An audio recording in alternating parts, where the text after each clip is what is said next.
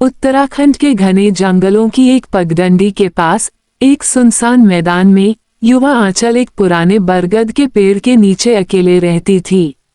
दूर तक कोई राहगीर नहीं आता था। आंचल का जीवन शून्यता में बीत रहा था, जैसे उसकी आत्मा ही खो चुकी हो। वह बचपन से तन्हा थी, पिता का कुछ पता नहीं, माता बचपन में ही चली गई थी। तब से आंचल ने इस जंगल की जड़ों में ही अपना ठिकाना बना लिया था। मौसम बदल जाते मगर उसकी तन्हाई वही गहराती रही। एक शाम की बात है, जैसे ही सूरज पहाड़ों पर अपना अंतिम रंग छोड़ता चला गया, एक बूढ़े साधु बाबा हरिदत्त धीरे धीरे पगडंडी पर आते दिखाई दिए। उनकी आंखों में गहराई, चेहरे पर अनुभव और हाथ में एक साधारण लकड़ी की लाठी थी। आंचल ने जैसे सांस रोकी। इतनी दिन रात की तन्हाई ने उसे इस क्षण तक आने का हक दे डाला। वह दौड़ी, गिरी और फूट फूट कर रोने लगी। बाबा, मैं बहुत तन्हा हूँ। बाबा हरिदत्त ने प्यार से उसका सिर सहलाया और पूछा, बेटी, तेरा दर्द क्या है? आंचल के शब्द उसके दर्द की गहराई से निकले। माँ नहीं है, पिता नहीं है, और यह जंगल, सिर्फ यह अकेलापन ही मेरा साथी है। मैं नहीं जानती कि मुझे चुप क्यों रहना पड़ा, लेकिन अब मेरा मन टूट चुका है। बाबा ने शांत स्वर में कहा, तू टूटेगी नहीं आंचल। तेरी कहानी ने तुझे यहाँ तक पहुँचाया है, और अब तेरे भीतर वह शक्ति जाग रही है जो तुझे आगे खींचेगी। ये समझ कि अकेलापन तेरा अंत नहीं, बल्कि तेरी शुरुआत है। आंचल की आंखों में आंसू फिर आ गए। अभी भी वे दुख से थे, लेकिन इस बार उनमें एक उम्मीद की चमक थी। बाबा ने एक मिट्टी का छोटा पात्र निकाला और उसे दिया। यह कोई जादू नहीं, लेकिन जब तू इसे अपनाएगी, ये तुझे अपनी ओर खींचेगा और रास्ता दिखाएगा। उन्हें आंचल की आंखों में कुछ बदलाव दिखाई दे रहा था, एक हल्की मुस्कान, जैसे कहीं भीतर रोशनी जगी हो।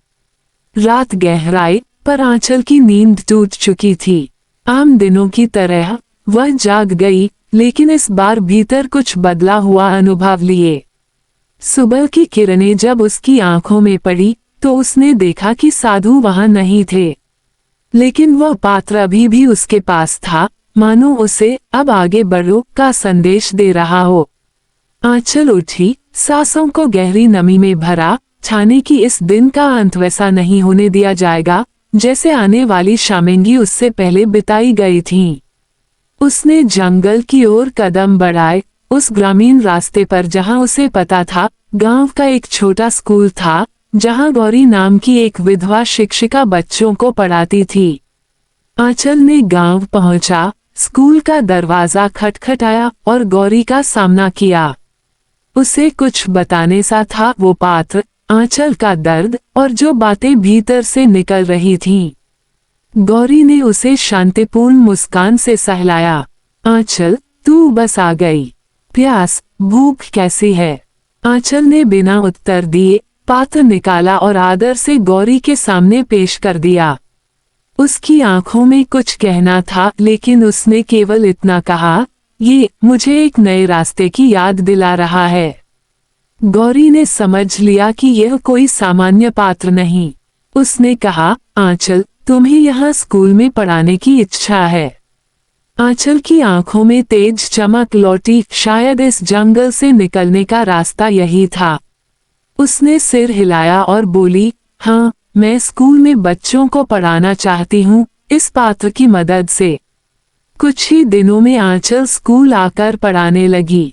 बच्चों की हंसी, उनकी मासूम आंखें, जंगल के बाहर के खुशियों से भरे जीवन ने आंचल को एक मकसद दिया।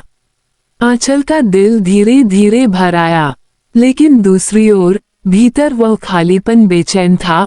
वो पात्र उसे बार बार याद दिला रहा था कि उसका उद्देश्य सिर्फ पढ़ाना नहीं, उससे भी आगे था। एक दिन शाम को जंगल की पगडंडी से गुजरते हुए उसने महसूस किया कि कहीं दूर उस पुराने बरगद के पेड़ के नीचे एक छोटी सी झांकी थी, एक नुकीली चादर की झुपड़ी जो उसे कुछ पुरानी यादों की ओर खींच रही थी।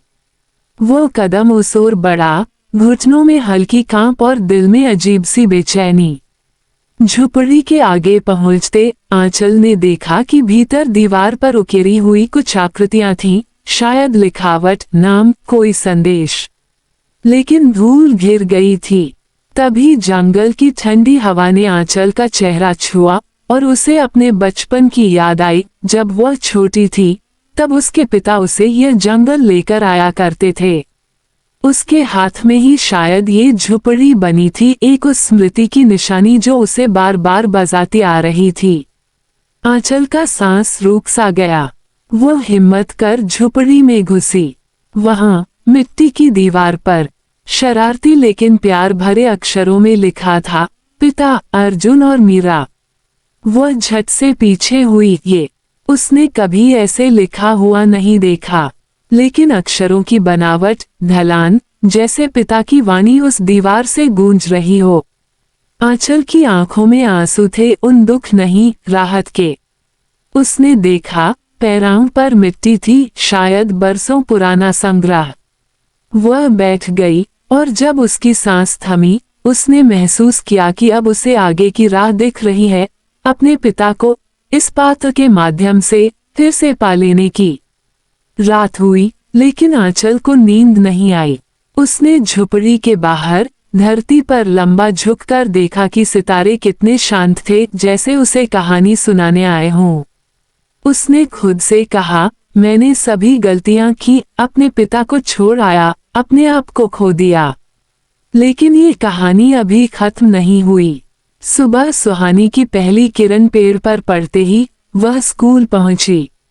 बच्चों ने उसका स्वागत किया, लेकिन आज आंचल के चेहरे पर एक अलग रोशनी थी, उम्मीद, पुरानी यादों का गठजोड़ और पुनरागमन की शक्ति।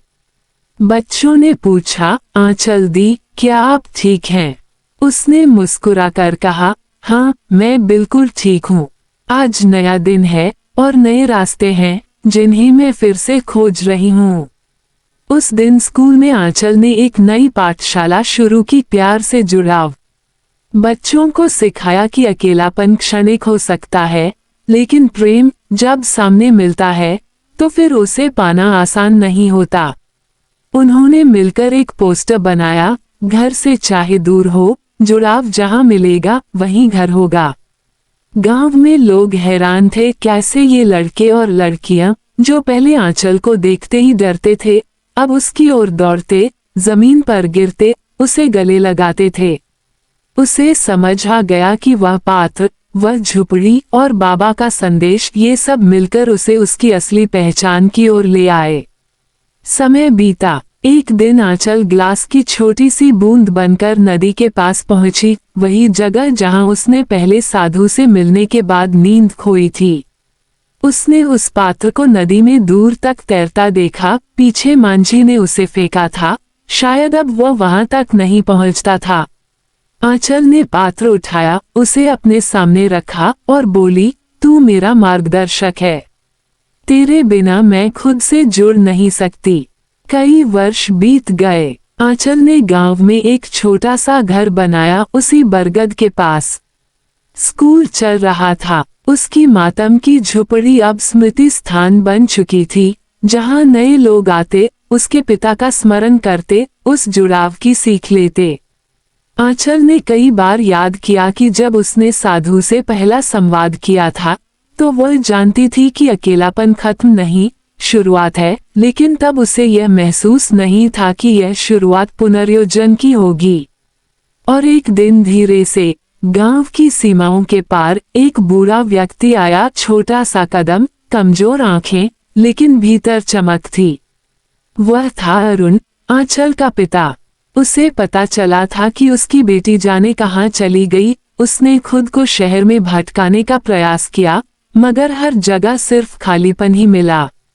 तब उसने सुना था कि जंगल में एक लड़की आकर बच्चों को पढ़ा रही है और दरख्तों के बीच बरगद के पास एक स्कूल चला रही है। आंचल ने जैसे उसे पहचान लिया, उसके हाथ कांप उठे। वह ग्रामीण राह से चुपके चुपके चला आया था। आंचल ने पापा पापा कहा, बिना आवाज में कहे, लेकिन आंखों में सब कह दिया। अरुण ने रुख रोक लिया। यह आवाज वही थी जो वही जंगल में खो गया था। वह झुपड़ी की ओर गया। दिखकर वह अक्षर, उसके नाम, तब उसके दिल में ठहराव सा हुआ। उसने देखा दीवार पर पिता, अर्जुन और मीरा लिखा है, लेकिन वहां की मिट्टी अब आंचल के प्यार से गीली हो गई थी। अरुण ने धीरे से कहा, तुम्हें खोजने में मैंने कितनी यात्रा की आंचल। आंचल ने जवाब दिया आंसू की हमारी भाषा से, मैं तुमसे दूर नहीं हो पाई पापा। लेकिन डर, गलतियां और समय, सब ने मुझे डरा दिया। लेकिन अब हम साथ हैं।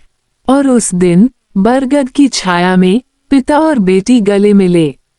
जंगल की चुप्पी में सिर्फ दो दिलों का मिलन थिरक रहा था। आंचल ने अपने पिता को बताया कि वह अकेली नहीं है, उसके भीतर वह प्रेम, उसकी याद और उसकी शक्ति है जो उसने खोज ली है।